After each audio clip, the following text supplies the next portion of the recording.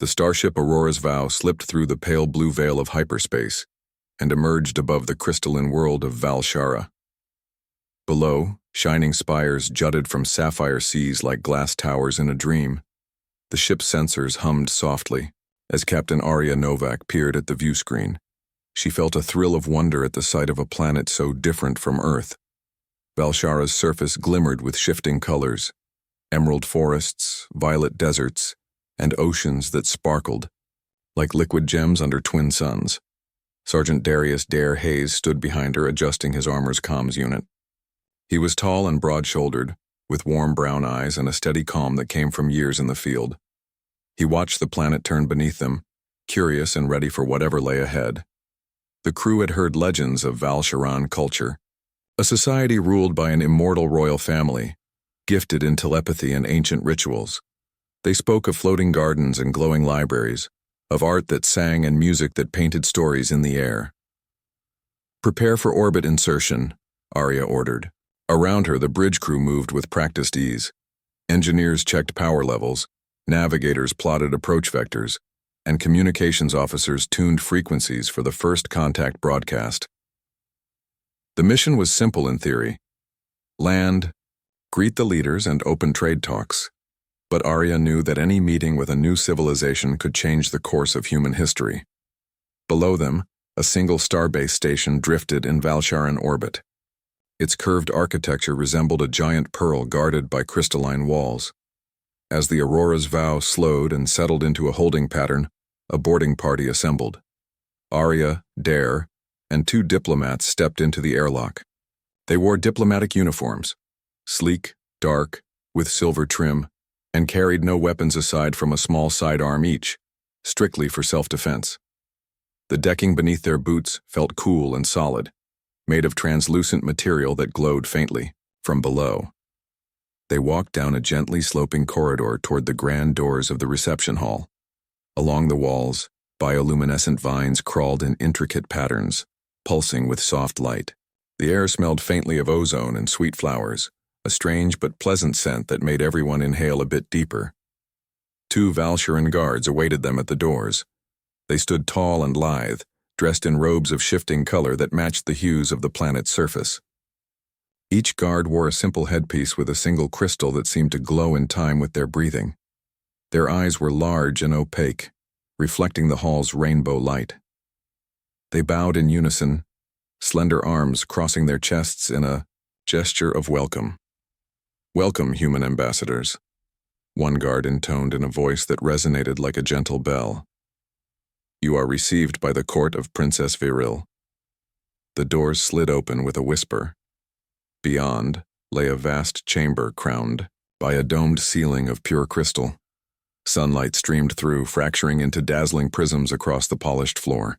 Gardens of shimmering plants lined the edges, and in the center rose a throne of twisted light, floating above a shallow pool of water. Atop the throne sat Princess Viril. She looked every bit as otherworldly as the story said. Her skin was a pale opal shade, shifting through soft pinks and blues as she moved. She wore a gown of woven starlight, threads of energy that trailed sparkling embers with every breath. Her hair floated around her head like a silken halo, drifting gently as if underwater. Her eyes were a deep violet, like the planet's oceans at dusk. They held a quiet intelligence and a curious spark that made even the experienced diplomats feel as though they might be studied under a microscope. As Arya and Dare approached, Viril rose, and the crystal throne hummed softly beneath her. She extended a hand, slender fingers tipped with tiny pearls of light. "Welcome, Captain Novak and Sergeant Hayes," she said in perfect common, the interstellar trade language humans used. Her voice was musical, each note carrying warmth and command. "We have awaited your arrival." Arya bowed deeply. "Your Highness, thank you for granting us this audience. We come in friendship on behalf of the United Earth Alliance." Dare offered a respectful nod. His posture was straight, but his eyes never left Viril's. In that moment, something in her expression shifted. She seemed to lean forward ever so slightly, as if drawn by an invisible force. A hush fell over the chamber, as courtiers and aides crowded behind the guards, their robes flickering with every color of the spectrum. They whispered among themselves, in the Valsharan tongue, soft, flowing syllables that sounded like wind through glass. Princess Viril's smile was small and knowing. She lifted a hand and the murmuring died. "Captain Sergeant," she said, "you have heard tales of Valsharan hospitality, yet I confess that I have spent many cycles pondering one question. Which of your species embodies the virtues we most admire?" Arya exchanged a quick glance with Dare. She had prepared a speech on human unity and progress, but Vril's question was clearly meant for more than mere diplomacy. "I believe," Dare said steadily, "that humanity's greatest strength is our courage and our compassion. We learn, we adapt, and we stand together when the odds are against us." Vril's violet eyes glowed brighter. She raised her hand, and a small platform of light appeared beside her, carrying a single, rose-like blossom made of shifting crystal. She extended it toward Dare. "A gift," she said, "for the soldier who speaks with true heart. But more," she paused, letting the chamber's shimmering lights reflect in her gaze. "I want the human soldier. He will be my mate." A ripple of astonishment passed through the courtiers. The diplomats gasped. Arya's hand flew to her communicator. Dare's breath caught. Even the guard seemed momentarily uncertain whether to raise their weapons, but Dare remained still, his expression calm beneath sudden pressure. He reached forward, gently touching the crystalline rose. "Your Highness," he replied in a low voice, "I am honored, but I serve my mission and my people. I must understand what you truly wish." Vril's smile widened, not with amusement, but with earnest intent. "To forge a bond between our worlds, to unite Valshara's ancient wisdom with your human spirit. Through mating rites, our life energies blend. We become stronger, and our peoples grow closer in trust." Arya stepped forward, her diplomatic training asserting itself. "Princess Vril, a union of this magnitude carries far-reaching implications for both our worlds. We must consider protocols, customs, and the will of our peoples. Please, allow us time to discuss this properly." For a heartbeat, Vril's expression held a flicker of impatience. Then she inclined her head. "Time is a river that flows ever onward, but I will grant you a moment's grace." She waved her hand and the crystalline rose faded. "Meet me again at the Garden of Whispers at dusk. There, we will speak of choice and honor." With that, the throne room's lights dimmed and shifted, a silent signal that the audience was ended. Arya and Dare backed away, joined by the diplomats, and returned down the glowing corridor to the airlock. Behind them, the court's whispers rose again, and guards swept through the hall to restore order to the floating flowers and silent throne. Once aboard the Aurora's Vow, Dare removed his gloves and stared at the empty palm where the rose had been. His heart pounded not from danger but from a sudden, unexpected possibility. He knew nothing of Valsharan mating rites or the ancient bond Princess Viril spoke of, yet her choice felt as certain as gravity. Captain Novak placed a hand on his shoulder. "You did well," she said quietly. "But this is more than a diplomatic gesture. It's a challenge. To understand another world's deepest customs, be ready for whatever comes at dusk." Dare met her gaze. "I will," he promised, "no matter what it takes." As the Aurora's Vow drifted in silent orbit, its crew prepared for a night of mysteries beneath Valshara's twin moons. The fate of two worlds now hinged on the courage of one human soldier, and on the promise given by an alien princess whose violet eyes had claimed him from the moment she first saw him. Sergeant Darius Dare Hayes stood in the soft moonlight of Valshara's Garden of Whispers. Tall crystalline trees bent overhead, their leaves tinkling like glass bells. Princess Viril stood beside him, her pale opal skin glowing in the silver light. She wore a simple robe of woven star threads tonight, without the heavy gowns of the throne room. Yet she carried herself with the same quiet grace that made every head in the court turn toward her. Dare cleared his throat. He had spent the Hours before dusk studying Valcharan custom guides and phrasebooks. But all the rules and scripts felt distant here among the shifting lights and gentle music of the garden fountains. He remembered Captain Novak's words. Speak from your heart, but with respect. So he bowed his head slightly, folded his hands, and looked into Vril's deep violet eyes. Your Highness, he began, I would like to learn more about your world if you will teach me. Vril's lips curved in a faint smile. She raised her slender hand, and the soft chimes of the garden grew louder, as if the trees themselves answered her command. Sergeant Hayes, she said, you speak with humility. Few human soldiers show such respect for our ways. She gestured toward a circular clearing ringed by glowing reeds. We begin with our courtly dance. Valcharan mating dance is more than movement. It is one soul showing its truth to another. Dare followed her into the clearing. At a signal, 2 Valcharan attendants brought them matching robes, light fabric that fluttered like sparks. Dare slipped into his, marveling at the way it caught the garden light. Vril's robe swirled around her slender form. A hush fell as servants tuned crystal flutes, their notes like bird calls at dawn. Vril lifted her hands.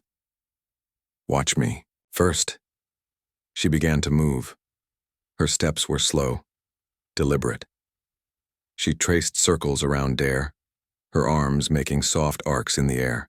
Each movement seemed to conjure a new color in her robe's weave, a shifting ribbon of pink to blue to silver. As she turned, her hair floated like a cloud of moonlight. Dare watched, entranced. When she finished, the music paused. Viril offered him her hand. Now you try, she said simply. Dare took a breath. On Earth he had learned dances in far-off villages, warrior dances, greeting dances, but nothing like this. He stepped forward, lifted his hand to hers. His first moves were awkward. He stepped too wide, his arms too stiff. The music resumed, gentle but insistent. Vril guided his elbow, softly adjusting his footwork. Each time he stumbled, she placed a steadying hand at his waist. Soon he felt the rhythm, slow, then quicken, then slow again. His heart pounded in time with the flutes. When he finally completed the sequence, his robe flickered with faint golden sparks. Vril's violet eyes shone. You have the gift of adaptability, she said, voice soft with approval. You learn quickly. Dare let out a shaky laugh. I try. They walked deeper into the garden, where glowing koi fish swam in a shallow canal beneath a glass bridge. Vril stopped at the edge and looked down. On Valchara, water speaks as well, she said. She held out her palm. A droplet appeared above her hand, floating like a tiny moon. She whispered a word in her delicate tongue, and the droplet shimmered, then shaped itself into a miniature rose, crystal petals opening and closing like breathing. Dare's breath caught. It's beautiful. Vril nodded. Nature here is alive with thought. But tell me of Earth's nature. You have oceans and mountains. You have sky so wide it humbles even the boldest soul. Dare smiled at her gentle wonder. On Earth there are fields where golden wheat waves in the wind. There are forests so dense that sunlight barely reaches the ground. At dawn, if you listen, you hear 1,000 bird calls, each one different, each one telling its own story. He closed his eyes, picturing the rolling hills of his childhood. I used to run through those fields as a boy. I would stop, lie in the grass, and whistle a tune I made up. The birds would join in, and for a moment it felt like the whole world sang with me. Vril tilted her head. Whistling? Show me. Dare cupped his hands to his lips and blew a clear note. Then another. A simple melody rose in the moonlit night. Vril listened, eyes half closed, as though she could taste each note on her tongue. When he finished, she exhaled softly, and a faint tear, pure crystal, traced down her cheek. I have never heard such freedom in sound, she whispered. He reached out and gently brushed away the crystal tear. Music is how we humans share our hearts. They moved on to a pavilion of polished stone. Inside, tables held glass vials of swirling gases, jars of glowing spores, and stacks of books bound in living silk. Vril gestured to a low seat. Here, we explore mind and memory. She touched one jar, and a pale green mist rose. Telepathic link. Would you try? Dare hesitated. He had heard of Valsharan telepathy, a gift reserved for the royal line. He nodded. Vril opened the jar lid. The mist drifted around Dare's head, settling gently. Suddenly he heard a soft voice in his mind. Calm. Breathe. Feel the thought. It was Viril's voice, guiding him. He sensed her memories. Floating gardens built centuries ago. Wisdom passed down from mother to daughter, hopes for a peaceful future.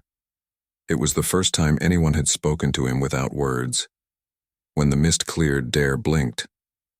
I felt your joy and your loneliness. My world does not speak without sound, but my heart understands yours. Vril's smile was so full it made her hair glow. You see me, human soldier, beyond the surface. She rose and offered him another small crystal, this one shaped like a star. A token of shared memory. Keep it, and you will always hear my voice. Dare took the star, its surface warm against his palm. He looked into Viril's eyes and saw something new, trust. Not the formal trust of diplomat to ruler, but the honest trust between two souls. He realized that in learning her customs, he had shown her the truth of humanity, that even warriors carry kindness, and even strangers can become friends. As dawn approached, Vril led him back to the palace gates. The sky softened to pale, pink. In the distance, the floating spires of Valshara glowed like lanterns in the morning mist. She paused beneath an arch of singing vines. Tomorrow, you will meet my council, she said. They will test your mind and your loyalty. But know this, you carry my favor. Dare bowed deeply, the crystal star clutched in his hand. I will not fail you, your highness, for your sake and for both our peoples. Vril inclined her head. Then rest now. The path before you is not easy, but I will walk it with you. He watched her turn and glide back toward the palace. The violet of her robe faded into the dawn, leaving only a single crystal rose petal floating in the air. Dare pocketed the star and rose petal, two fragments of a world he was only beginning to understand. As he returned to the Aurora's vow, Dare felt a new sense of purpose. He had come to Valshara as a soldier on a mission, but now he carried a deeper mission, to bridge two worlds with respect, courage, and the unexpected talents of the human heart. And he knew that whatever trials lay ahead, rituals, tests, and political storms, he would face them with the gift of empathy he had shared with the princess. In the silence of the ship's quarters, Dare placed the crystal star on his shelf beside a photo of his family. He touched it gently and whispered, "For Earth, and for you." Then he lay down to rest, his mind alive with colors, music, and the promise of a bond that could change history. The sun had barely climbed above Valshara's crystal horizon when alarms echoed through the palace halls. Sergeant Darius Dare Hayes sat at a low table, practicing Valsharan calligraphy under the watchful eye of a court scribe. Princess, Vril had instructed him to learn her people's writing as a sign of respect. The elegant looping symbols felt strange under his fingers, but he was determined to master them. A distant rumble shook the floor. Dare looked up, heart pounding.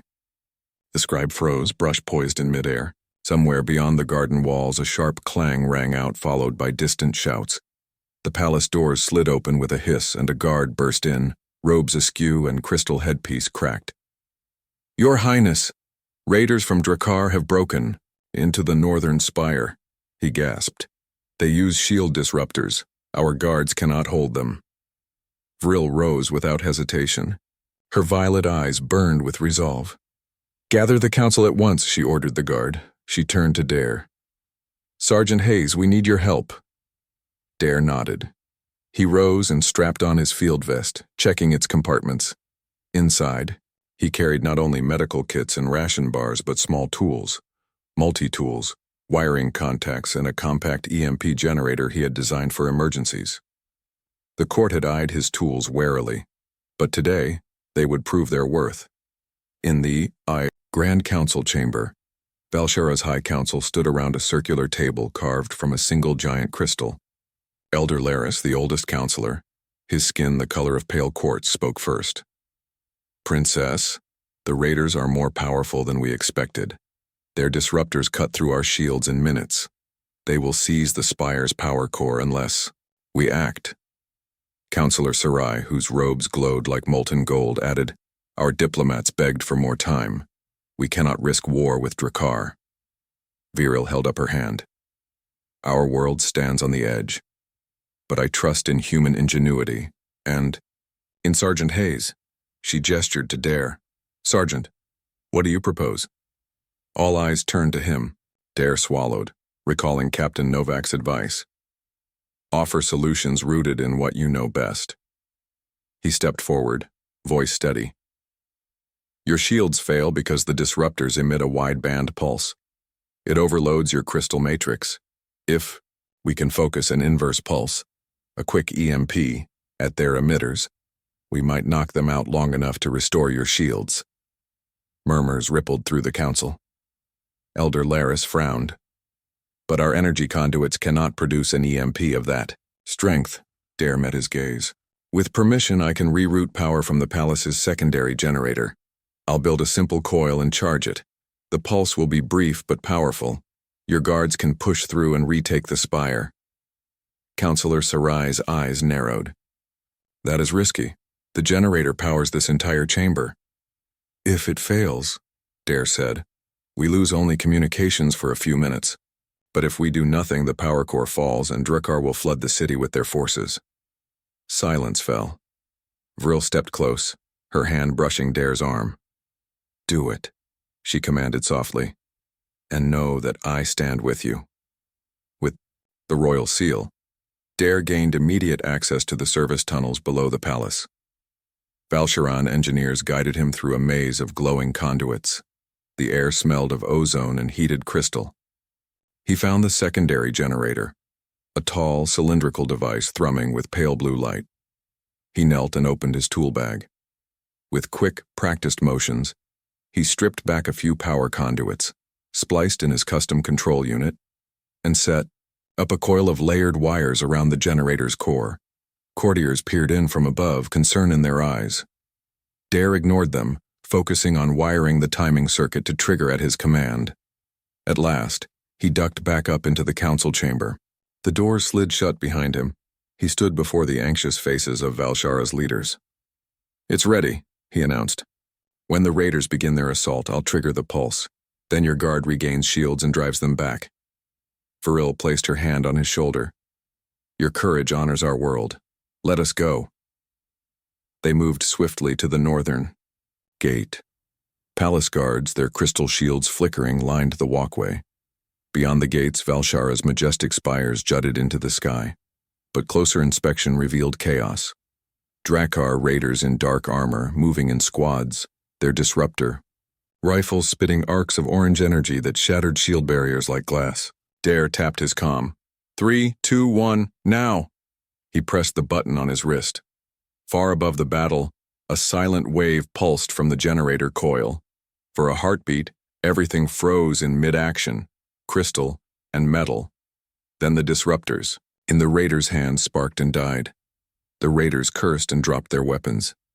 Valsharan shields flickered back online, glowing bright blue. With a battle cry, Vril led her guard forward. The seasoned soldiers moved in perfect formation, driving the stunned raiders back. Dare handed his sidearm to a guard and joined the defenders at the palace wall. He threw a small smoke grenade to cover a breach, then sprinted to where a wounded guard lay, his armor shredded. Kneeling, Dare opened his med kit. He applied a fast clotting gel and wrapped the guard's arm with a rigid splint. "Stay still," he instructed. The guard nodded, wincing but relieved. Meanwhile, Viril dueled the raider leader, an imposing figure in black battle gear. She wielded a staff of resonant crystal, its tip glowing with her telepathic energy. The leader swung, A bladed gauntlet, but Viril's stance was sure. With a whirl of light, she disarmed him and bound his arms with woven energy. She paused, breathing hard, then turned and nodded toward the guard ranks. "Press on," she called. "Push them back to the docks." Inspired, Valsharan's soldiers surged forward. The raiders, leaderless and without shields, collapsed in, surrendered or fled across the gleaming plaza. Within minutes, the northern spire was secure. Dare surveyed the aftermath. Guards tended to the wounded, and technicians hurried to restore full power to the palace's systems. The generator hummed safely, its coils intact. Viril approached him, her eyes bright with relief and pride. "You did it," she said, voice trembling with gratitude. "You saved my people's home." Dare shook his head. "We saved it, together. Your courage and your people's strength made it possible." He touched the crystal star Viril had given him. "And maybe a little human ingenuity helped too." Viril's laugh was a soft melody. She stepped closer. "I see now why you are the soldier I chose. Not just for your strength, but for your heart." At her words, a ripple of applause rose from the guards and engineers around them. The counselors who had watched from the safety of the inner courtyard emerged and bowed deeply to Dare. Elder Laris spoke first. "Sergeant Hayes, you have proven yourself worthy of Valshara's highest honors. By ancient law, you may choose any reward." Dare caught Viril's eye. He answered on her behalf. "Princess Viril already granted me the greatest honor. I only ask for the chance to continue serving at your side." Moved, Viril reached out and took his hand. Crystal energy flickered between their linked palms. "So it shall be," she declared. "Sergeant Dare Hayes, you are now honored as a guardian of the Crystal Throne." A low hum swept through the courtyard. Crystal petals drifted down from above as if in celebration. Dare knelt at Viril's side, head bowed, and she placed a delicate circlet of woven light upon his brow. As the crowd cheered, Dare stood, hand in hand with the princess. He felt the weight of responsibility settle on his shoulders, and yet a fierce joy filled his heart. He had faced an impossible test, learned the secrets of a world far from his own, and emerged not only victorious, but accepted. In the warm glow of Valshara's midday sun, two worlds took a firmer step toward unity, and at the center of it stood a human soldier and an alien princess bound by respect, courage, and an unbreakable promise. The morning after the victory at the northern spire, Valshara's palace thrummed with urgent activity. In the great hall, Princess Viril presided over an emergency summit of the High Council. Elders and diplomats lined the crystal dais, their robes shifting through colors of concern. The air was thick with tension. Word had spread that the Drakkar Empire was gathering a full invasion fleet at the system's edge. Captain Arya Novak stood beside Dare as he listened. Arya addressed the council in measured tones. "Your Highness, counselors, Earth and its allies bring experience in coalition warfare. Let us propose terms of alliance now, before the Drakkar fleet makes planetfall." She tapped her comm device, and a holographic projection sprang to life above the table. It showed star charts, troop movements, and Earth's offer: starfighter squadrons, medical ships, and engineered defense nodes. Counselor Sarai's golden robes flickered as she spoke. "We fear that welcoming human forces will anger the Drakkar beyond restraint. Our people value independence. We cannot become a puppet state." Her gaze flicked to Dare. "And this union between princess and soldier, some say it binds us too closely." Viril's violet eyes narrowed with resolve. "Our strength lies in unity," she said firmly. She turned to Dare.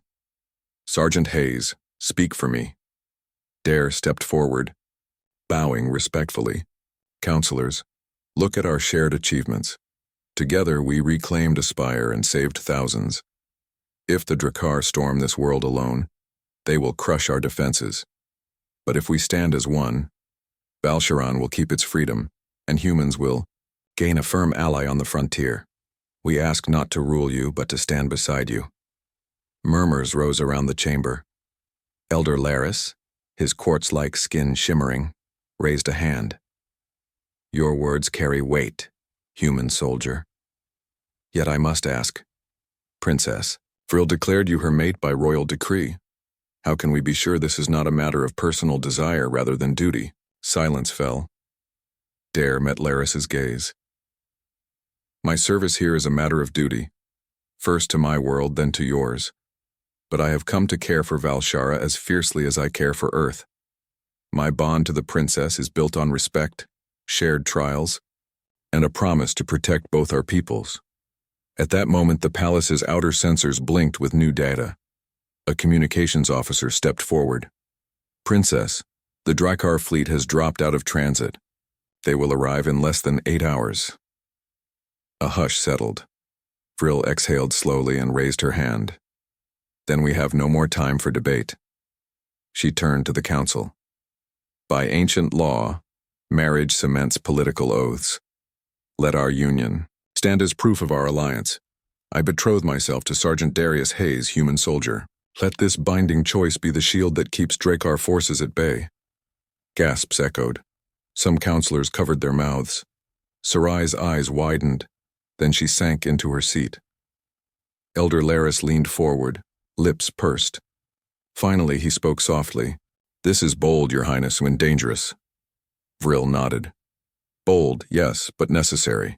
The Drakkar respect strength and conviction. If they see Valshara stands with the human race, they may hesitate before striking.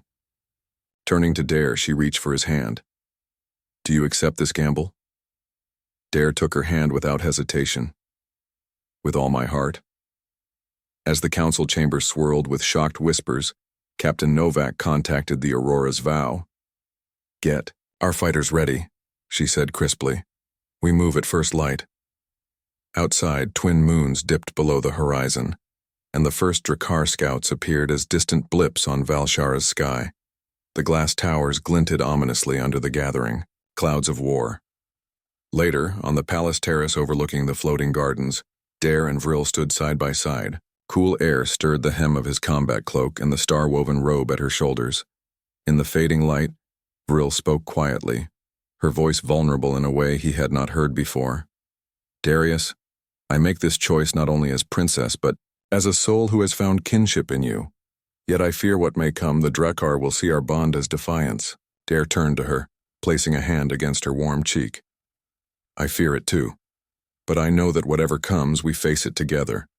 Your courage is mine now, and I will stand by you until the end. She closed her eyes and leaned into his touch. Then let the world see our unity. Let them know that love and honor can bridge stars. Overhead, the first warships dropped from orbit, their dark hulls blotting out the starlight. They bore the jagged red emblem of the Drakkar Empire. Valshara's defenses hummed to life, crystal cannons rotating into position, shield towers glowing. Dare squeezed Vril's hand. This is only the beginning, he said. Tomorrow we fight for our future. She nodded, determination kindling in her violet gaze. And after that, if we survive, we will write a new chapter for both our worlds. Below, the council chamber doors sealed with a final echo, locking in the decree that would shape a war. The wind carried the last rose petals from the Garden of Whispers across the marble floor. At dawn, sword and shield would clash. But in this fragile moment of betrothal, two hearts had joined to keep hope alive. The first rays of Valshara's morning sun glittered off crystal spires as Sergeant Darius Dare Hayes and Princess Vril stood atop the palace battlements. Beyond them, the Drakkar fleet loomed, a swarm of dark warships blotting out the sky. Valsharan crystal cannons turned toward the horizon, and human starfighters emerged from the Aurora's vow, their sleek shapes outlined against the brightening sky. Dare gripped Viril's hand. His armor was lightweight, fitted with both human tech and Valsharan crystal plating. Across the courtyard, Valsharan soldiers lined up in perfect formation, their shields raised. Human marines took positions. Beside them, plasma rifles ready. Above, winged grav jetpacks hovered, pilots from both worlds ready to dive into the fray.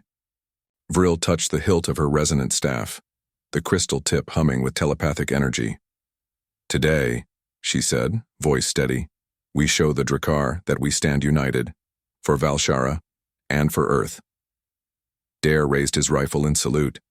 For both our worlds. Let's go. A signal flare shot into the sky. Instantly, Valsharan cannons unleashed beams of pure light, shredding the first Drakkar frigate's hull. Human starfighters darted between cruisers, their laser blasts weaving through enemy shields. The battle had begun. On the ground, Dare led a mixed squad of human marines and Valsharan guards toward the outer power grid, a critical node the Drakkar sought to disable. As they ran across the glass-paved plaza, plasma bolts sizzled overhead. Dare dove behind a crystal obelisk, returning fire with calm precision. A Valsharan guard fell beside him, wounded. Without hesitation, Dare knelt and applied a medical bandage. "Thank you," the guard whispered, eyes bright with relief. "Stay with me," Dare said, hauling him to cover. "I've got you." Nearby, Viril unleashed a wave of telepathic energy that sent enemy soldiers reeling. She surveyed the battlefield, saw human and Valsharan fighters standing shoulder to shoulder. Then she sprinted toward a group of Drakkar attackers trying to flank the palace walls. Her staff cut arcs of violet light through the enemy lines, and guards rallied behind her. As the ground fight raged, the sky battle grew fierce. Drakkar bombers dove toward the palace, trailing fire. Human interceptors and Valsharan gravjet wings dove to meet them. Explosions bloomed against crystal towers, sending shards raining down. Dare glanced up, saw one bomber break through. It aimed its payload at the palace dome. "Incoming!" he shouted, sprinting forward. He leapt into the line of fire, raising his plasma rifle. A human pilot above heard the warning and dove in front of the bomber. The interceptor's missiles struck true, blowing the bomber apart seconds before impact. The dome stood intact. Viril raced to Dare's side. Dust swirled around them. She placed a hand on his shoulder. "You saved the palace." He shook his head, hand lingering on her palm. "We saved it. Together." A sudden roar shook the air. Drakkar ground walkers, huge armored machines, rolled across the marble grounds, their cannons charged, ready to blast through the palace gates. Dare signaled his squad. "On me," he called. He dashed toward a supply cart of explosive charges. Pulling out a bundle, he wired them to a crystal-plated barricade. Valsharan guards formed a line behind him. When the walkers drew close, Dare detonated the charges. A pulse of light and force threw the machines back in shards of metal. The guards surged forward, driving the enemy infantry back through the gates. Above, the Drakkar flagship broke orbit, firing a massive energy beam. Human and Valsharan shield arrays raised instantly. The beam struck, cracks spiderwebbed across the shields, but held. In response, human frigates swept in close, launching torpedoes that ripped into the flagship's flank. Gravjets charged its bridge, and Valsharan telepaths overwhelmed the bridge crew's mines, forcing the ship to retreat. Cheers rose across the battlefield. Dare saw Viril at the palace steps, her staff glowing with triumph. She raised it high, and the defenders answered with a unified cry. The Drakkar forces broke, scattering into retreat. By midday, the skies were clear of enemy ships. On the ground, Dare and Viril walked through the emptied plaza, where human engineers and Valsharan artisans worked side by side to repair damaged structures. The air hummed with relief and pride. In the throne hall, the High Council and human commanders gathered. Princess Viril stood beside Captain Novak and Dare. Elder Laris stepped forward, his voice strong. "Today, enemies came to destroy. Instead, they found our unity. Sergeant Hayes, Princess Viril, and the people of Earth, you have shown that through trust and courage, we can overcome any foe." Counselor Sarai added, her golden robes shining. "Valshara will forever remember the bravery of human soldiers, and Earth will never forget the wisdom and grace of Valsharan allies." Vril turned to Dare, violet eyes soft. "This victory marks a new chapter. Will you stand with me as we shape that future?" Dare took her hand and bowed. "To the end of my days." She guided him to a raised dais. With a gentle smile, she placed the circlet of woven light upon his head. "By the power of our bond, I name you protector of Valshara." The hall erupted in applause. Humans and Valsharans cheered together, a single voice of hope that echoed through the crystal columns. As festivities began in the gardens below, Dare and Viril slipped away to a quiet balcony overlooking the sapphire sea. They watched lantern boats drift across the water, their lights mirrored in the waves. Viril leaned against the balustrade. "When I first saw you, I thought you were just a soldier, but you are so much more." Dare smiled, brushing a lock of silvery hair from her face. "And you, princess, taught me that strength comes in many forms: beauty, wisdom, and the courage to stand together." She reached into her robe and drew out a small crystal vial. Inside danced a tiny swirl of colored light. "This is our first shared memory," she said. The moment Valshara and Earth stood as one. He took the vial and tucked it into his vest. "I'll carry it always." They turned back to the celebration, music rising, lanterns dancing, and children of both worlds laughing as they chased fireflies. Humanity and Valsharan life had blended at last. Under the twin suns of Valshara, a new alliance shone bright. A human soldier and an alien princess had forged a bond stronger than war, proving that when hearts unite across the stars, even the greatest darkness can be driven back by hope and unity. And so, as night fell and crystal spires glowed beneath the stars, a human and an alien stood hand in hand, ready to lead their peoples toward a future of peace, discovery, and shared dreams.